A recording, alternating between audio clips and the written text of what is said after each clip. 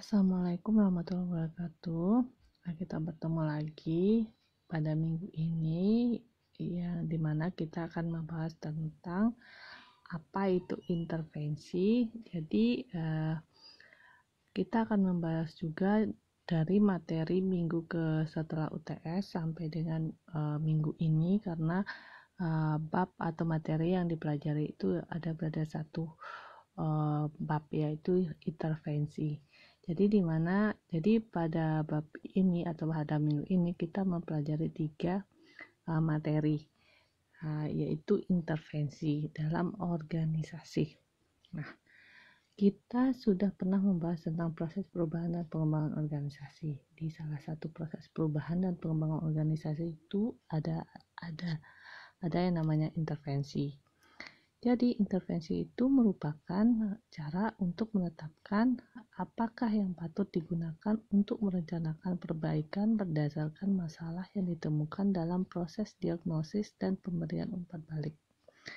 Pengertian ini berdasarkan Totoha. Jadi intervensi itu berarti keikutsertaan klien dan konsultan yang sama-sama memperbaiki atau perbaikan berdasarkan atas masalah yang ditemukan dalam proses diagnosis yang sudah kita pelajari. Intervensi itu sengaja mengganggu status quo, upaya sengaja dilakukan untuk mengubah satu organisasi atau unit menuju keadaan yang berbeda dan lebih efektif. Jadi dalam organisasi pengembangan, 3 kriteria utama menentukan intervensi yang efektif, yaitu 1. Sejauh mana intervensi relevan dengan organisasi dan anggotanya.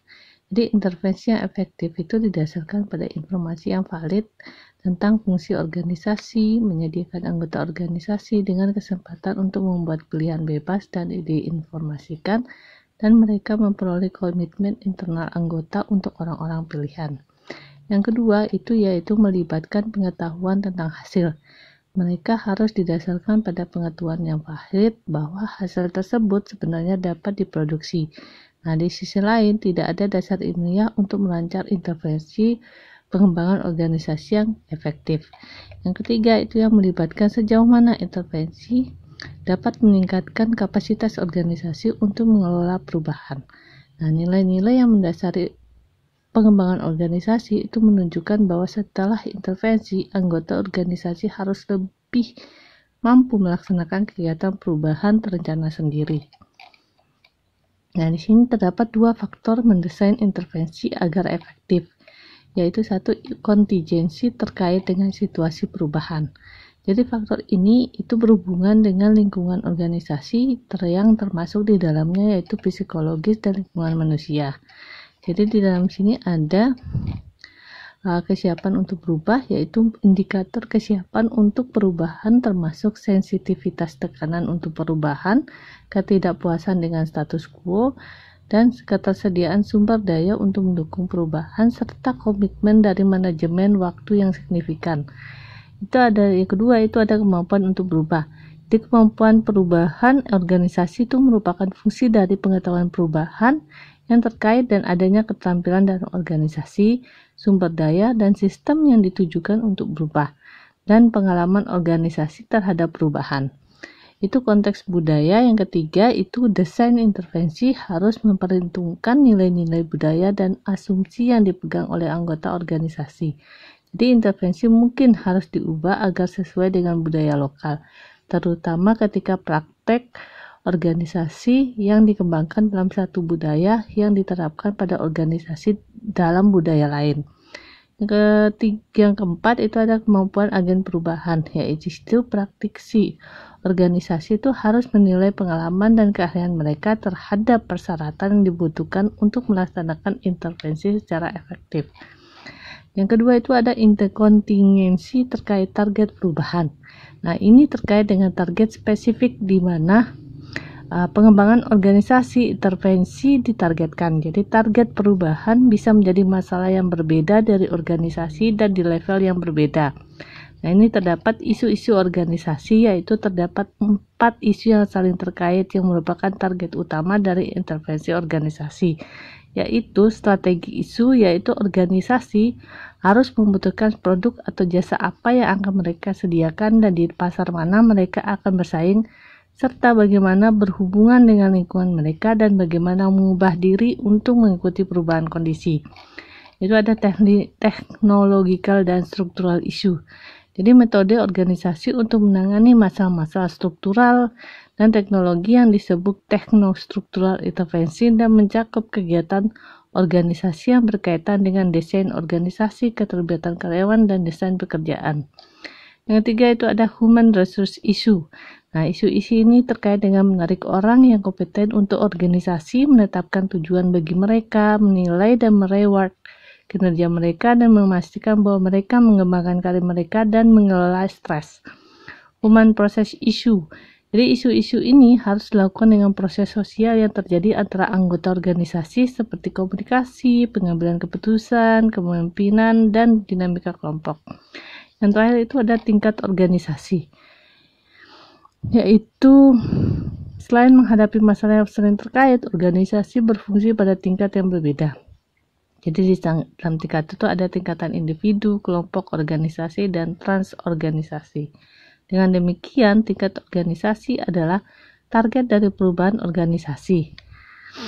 Nah, yang adapun jenis-jenis intervensi yaitu human resource intervensi, terus yang kedua ada technostructural intervensi, ketiga ada sumber daya atau human resource intervensi, dan terakhir ada strategic intervensi. Jadi apa itu human resource intervensi? Jadi merupakan jenis intervensi yang fokus pada peningkatan efektivitas hubungan antar manusia atau bagaimana agar relasi antar pegawai dapat dikembangkan secara produktif. Jadi intervensi proses manusia itu menyajikan intervensi yang berfokus pada orang-orang dalam organisasi dan proses melalui mana mereka mencapai tujuan organisasi. Yaitu proses ini bisa meliputi komunikasi, pemecahan masalah, pengambilan keputusan, kelompok, dan kepemimpinan. Intervensi proses manusia itu berkaitan dengan hubungan interpersonal dan dinamika kelompok. Jadi terdapat 3 intervensi sebagai berikut, yaitu namanya konsultasi proses. Nah, intervensi ini berfokus pada hubungan interpersonal dan dinamika sosial yang terjadi dalam kelompok kerja. Jadi biasanya seorang konsultan proses membantu anggota kelompok mendiagnosa fungsi kelompok dan menyusun solusi yang tepat untuk masalah proses, seperti konflik disfungsional, komunikasi yang buruk, serta tidak efektif norma. Nah, tujuannya di sini itu untuk membantu anggota mendapatkan keterampilan dan pemahaman yang diperlukan untuk mengidentifikasi dan memecahkan masalah sendiri. Yang kedua itu ada intervensi pihak ketiga. Nah, metode perubahan ini merupakan bentuk konsultasi proses ditujukan untuk hubungan interpersonal disfungsional dalam organisasi. Jadi konflik interpersonal mungkin berasal dari isu-isu substantif seperti sengketa atas metode kerja atau dari masalah interpersonal seperti miskomunikasi. Jadi pihak ketiga intervener membantu orang yang menyelesaikan konflik melalui metode seperti pemecahan masalah, tawar-menawar, dan konsiliasi. Yang terakhir itu ada team building. Nah, intervensi ini membantu kelompok kerja menjadi lebih efektif dalam menyelesaikan tugas. Seperti konsultasi proses, team building membantu anggota mendiagnosis proses kelompok dan menyusun solusi untuk masalah. Nah, melalui kelompok proses, namun untuk mencakup pemeriksaan peran tugas anggota kelompok dan strategi untuk melakukan tugas-tugas. Nah, konsultan juga dapat berfungsi sebagai sumber daya orang menawarkan keahlian yang berkaitan dengan tugas kelompok. Jadi, intervensi proses manusia biasanya berfokus pada total organisasi atau seluruh departemen serta hubungan antar kelompok. Ini meliputi 3 program perubahan. Yang pertama itu ada konfrontasi pertemuan organisasi. Jadi metode perubahan ini itu memobilisasi organisasi anggota untuk mengidentifikasi masalah, target aksi mengatur, dan mulai bekerja pada masalah. Nah, hal ini biasanya diterapkan ketika organisasi mengalami stres dan ketika manajemen perlu untuk mengatur sumber daya untuk memecahkan masalah mendesak. Jadi intervensi umumnya mencakup berbagai kelompok karyawan dalam mengidentifikasi dan memecahkan masalah. Yang kedua itu ada hubungan antar kelompok. Jadi intervensi ini dirancang untuk meningkatkan interaksi antara kelompok-kelompok yang berbeda atau departemen dalam organisasi. Jadi kelompok mikrokosmos intervensi itu melibatkan sekelompok kecil orang yang latar belakangnya erat cocok dengan masalah organisasi yang ditangani. Jadi kelompok ini membahas masalah dan mengembangkan cara untuk mengatasinya. Jadi modal konflik antar kelompok biasanya melibatkan konsultan membantu dua kelompok memahami penyebab konflik dan memilih solusi yang tepat. Yang terakhir itu ada besar kelompok intervensi. Jadi intervensi ini melibatkan berbagai luas pemangku kepentingan dalam pertemuan besar, di mana di sana itu diperjelas nilai-nilai penting untuk mengembangkan cara kerja baru dan mengartikulasikan visi baru bagi organisasi atau untuk memecahkan, menekan atau masalah organisasi. Jadi pertemuan tersebut adalah alat yang kuat untuk menciptakan kesadaran masalah organisasi dan peluang serta untuk menentukan dihargai arah untuk tindakan di masa depan. Itu ada teknostruktural intervensi, yaitu menyajikan intervensi yang berfokus pada teknologi organisasi, misalnya di sini ada metode tegas dan pekerjaan desain. Dan struktural, misalnya pembagian kerja dan hierarki. Jadi metode perubahan ini meningkatkan perhatian dalam organisasi, terutama mengingat keprihatinan ini tentang produktivitas dan efektivitas organisasi. Nah, di sini ada dan masalah teknologi intervensi itu ada 3, yaitu desain struktural, yaitu proses perubahan ini menyangkut divisi organisasi dari kerja, cara kerja, spesialisasi, pertunjukan tugas. Jadi intervensi yang bertujuan struktural didesain termasuk bergerak dari cara yang lebih tradisional, yaitu membagi organisasi kerja secara keseluruhan seperti fungsional, unit mandiri, dan struktur matriks. Nah, ke integratif dan fleksibel bentuk yang lebih seperti proses berbasis, customer-centric, dan jaringan berbasis struktur. Jadi pedoman diagnostik ada untuk menentukan merancang intervensi. Nah, struktur ini sesuai untuk lingkungan organisasi tertentu, teknologi, dan kondisi. Perampingan. Nah, intervensi ini mengurangi biaya dan birokrasi dengan mengurangi ukuran organisasi melalui PHK personil. Nah, organisasi desain ulang dan outsourcing. Jadi masing-masing metode perampingan ini harus direncanakan dengan pemahaman yang jelas dari strategi organisasi. Yang terakhir itu ada reengineering.